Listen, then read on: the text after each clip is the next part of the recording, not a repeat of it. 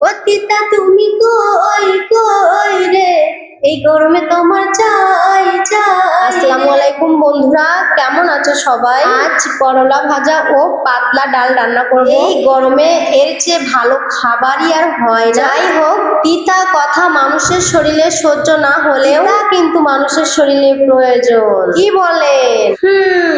এটাই সত্য। তো নুন হলুদ দিয়ে এটাকে ভাজা ভাজা করব এখন। এটা যদি আলু দিয়ে ঝোল করা যায় আরো বেশি ভালো হয়, কিন্তু ওই যে কপালের দোষ, ভাজা খেতে হবে, ভাজা ভাজা। আমার শরীরটা তো ভাজা ভাজা করছেই, এটা খেয়ে ওদের স্বাদ মিটছে না। সাথে আছে পাতলা ডাল। বুদ্ধি দেখছেন, বুদ্ধি বুদ্ধি। ওদের কথাও রাখা হলো, ভাজা খাওয়া হলো, আর আমার টেকনিক ঝোল বানিয়ে ফেললাম। ঝোল আমরাই মেয়ে, আমরা যে আইন পাশ করব সংসারটাকেই মেনে নিতে হবে।